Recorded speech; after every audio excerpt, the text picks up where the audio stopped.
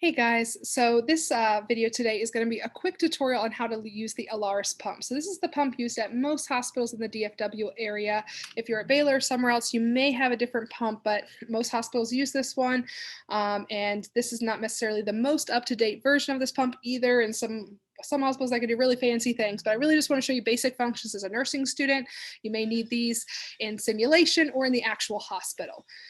So I'm going to show you just how to program the pump, how to turn it on, how to use it. So first, there's kind of a couple parts here, and there's more parts that can be on it, but effectively, this is what we call kind of our brain, or the main body of the pump. And then we have channels, and channels are where we can actually infuse things. There's a button down here. Let me get this where you can see it. There's a button here that you can take this off. So this comes off, and to kind of show you here, let me turn this to the side. So it has this little thingamajiggy here that it can attach, and that's the official name is thingamajiggy, by the way. So there's a part that attaches here. So you put it up like this to reattach it, and then go down. So you have to kind of be hard on it there. But you can add more channels. See, there's another spot here I can add, and there can be up to 4 channels on this pump, which is great if you're an ICU nurse like me who needs lots and lots of medications for my patients. So the first step, like there is to any pump, regardless of the pump, is finding the power button. So the power button for this one is over here. It says system on. I'm going to actually try to press it. There you go. So it takes a minute to warm up, and we'll get started here. One moment. So it's going to start asking me questions. The first question, let me see if I can get the glare off the screen. Get it close enough. There we go. We'll just move this a little bit. All right, there we go. The first question is asking me, is this a new patient? I'm going to say no. I'm going to act like this has been the same patient. Then it's asking me med surge. You're probably wondering why it's asking me that. I'll tell you in a minute. You're going to say yes. So this is the basic screen, and I'll show you here in a second what the rest means. But the key here is it's asking you what unit you're on, because different units use different drugs at different dosages. What it's asking me that for is because what most hospitals have is what's called a drug library. In other words, a pharmacist and a bunch of really smart people got together and they wrote what are the safe doses and the safe rates and ranges for medications. They created a program so that instead of me having to sit there and figure out, dosage and ranges or common things, they have programmed like pretty much every which way that most common medications should be programmed. It's not to say that you can rely upon that, because that's why we have nurses, because we need something in between us and technology to double check things. But it's a great double check, because this will tell me, like if I put something in and I'm saying, hey, I want to run this at 150 an hour, and it's saying, hey, that's not safe. That's like kind of a stop for me. It's checking me and saying, are you sure about that? And maybe it is safe. I need to always check my order, but it gives me kind of a stop there. So that's what the drug library is. Like I said here, I have 1 channel on this pump. I could have more, and this is channel A. So you can see A here. You can also see A there. So the next step, let's say I have some primary and a secondary. I'm going to show you how to get started. So let's say that I wanted to start with my primary. So what I'm going to do, and the students always get this confused, because they'll do is they'll hit this a bunch, and you see you hit this, nothing happens. You're like, I want A, because it says here, it even tells you what to do. It says select channel. So the thing about these pumps that seems a little tricky, but once you get the hang of it, is you have to hit this button that says channel select. So it's going to tell you, what do you want? It has 3 options here. It has drugs, fluids, or infusion. That basic infusion is me just putting in, hey, it goes at 100 an hour. Most hospitals prefer that you actually do it under drugs or infusion. So see, it's already mad at me because I'm taking too long. So I'm going to click on IV fluids to get my primary started. Then it's listing, like I said, this is a library of all the fluids. And luckily, 0.9% saline, which is what I'm hanging, is right at the top. Now it's going to ask me a lot, are you sure? It's going to make you a little nervous, especially as a new student. It's making you kind of like second guess yourself, but it's saying, are you sure you want normal saline? Is that correct? Yes, it is. Now it's going to ask me 2 questions, and these are 2 questions it's going to ask for most medications. What's my rate? And the way that I can see that is if on the medication I have a label that says how much, I can look at that, but the best place to look is in your MAR. So I'm going to click here, use these arrows, and I'm going to click my rate. My rate is going to be usually it's going to be something like 50 to 100 mils an hour, but just to not spill everywhere, I'm going to say 5. And then it says VTBI. And what is VTBI? That stands for volume to be infused. So it's saying how much is in the bag. So you can look, you should always look at the bag, like this bag is supposed to be 250 mils, but maybe I've primed the tubing, which is about 15 to 20 cc. So I'm going to just say 100 just to be safe. So it's asking me, how fast am I going to go and how much am I going to give? total, how much is in the bag. And we don't want these bags to run dry because then we have to prime new tubing and waste. Then it says press start. I've entered in everything I need. So I press start. And then you can see here, this has turned green. Green is good. It means something's flowing. Now I have to show you kind of an example. Let's see if we had a problem. Let's say that I clamped down here, and let's see if it's how long it takes to notice.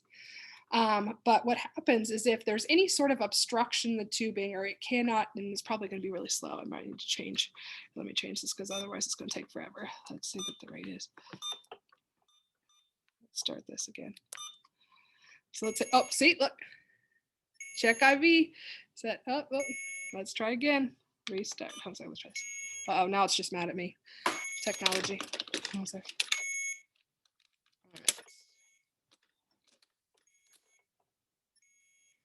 Try this again. So, but anytime, let's say that you pinch any of the tubing. So let's say that I pinch this, it's trying to flow. What it's going to start to do, you're going to see it turn to orange. Orange means, hey, it's checking something, something's not right. Now, if I let go, it goes back to green. So a second I pinch or clamp something off, it's saying, hey, I can't flow, I'm checking this. Now, if I hold it long enough, let's say that the patient bends their line of their tube or they bend their arm, what eventually is going to do is it's going to turn red, it's going to get angry and say, hey, I can't flow, there's something blocking me. So it's checking and checking.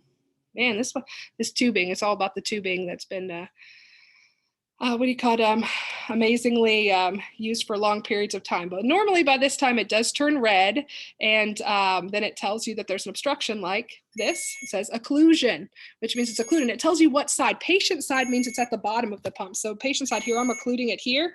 It's occluded at the patient side. If it said bag side or what do you call it, medicine side, it's up here is the problem. So if I let go of this, it doesn't fix itself. I still have to hit the restart button. So that's a little beginning. Okay, I started my fluids, and I also have shown you how to clear an obstruction. So I have my fluids going, that's great. What if I need to have that piggyback? So we talked about in another video about piggyback, and I don't have it perfectly set up here as a perfect piggyback, but I'm gonna just show you. Tubing blocked inside pump. Let's see.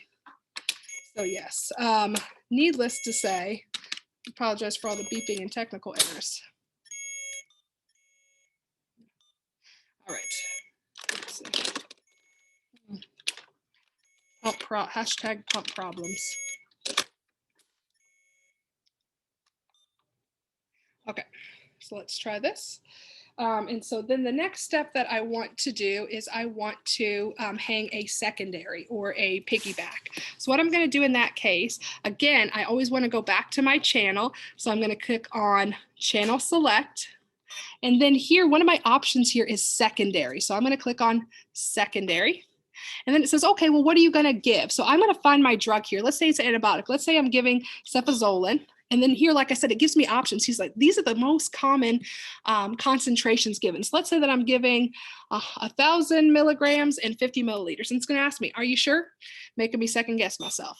So I say sure, and then it's telling me, okay, and then I'm double checking my stuff. Hey, is this the right amount, right dose? I'm checking my order. I'm going to click next, and then it's saying, okay, what is what is my rate? Like what? See, and by the way, see, I'm trying to click here on rate, and it won't let me because it doesn't have the box around it. The only things I can change is the stuff with the box around it. So it's saying, how long do you want this to go over? So let's say I want it to go over 60 minutes. It's going to calculate the rate for me, so I don't have to do that. So all I enter in is what does my order tell me for how long it needs to go over. But you can see this has the same things. It has a rate, how much fluid is going to be infused, and how long do you want it to go. So then when I'm ready, it says start. So yes, and it says, oh, see, this is a guardrail. It's telling me, hey, this isn't what we normally expect. Now I'm going to say, yes, that's fine. It's yellow, which means it's not really scary. If it's different color, then it will get more upset with me. So needless to say, I'll make sure that my stuff is unclamped so that it can flow. And then my secondary is going. And you can see this changed before. See, this says secondary. Before this said primary, and it might have said 0.9 saline. Now it's saying secondary. And it's telling me how many milligrams and stuff here. And I can see here on my pump, it's telling me how much is left. It's also telling me what the name of my medication is. You should still always label your tubing. That way, if someone else comes in and they don't know what's infusing, they don't have to spend all the time trying to wait for the pump to tell them what's going and they know what's going.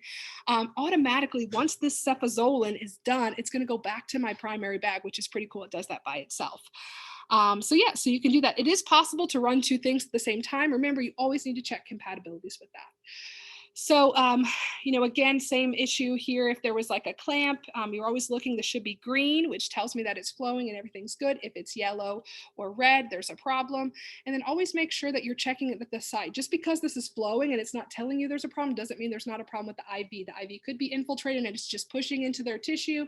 So always do a really good IV assessment. Even if you have something going continuously, you should check that IV at least once a shift, giving it a good flush and checking for any problems. So yeah, so this is the basics of the Alaris pump. Hopefully it got you started so you're a little less nervous about it. And look forward to seeing you in the next video. Bye.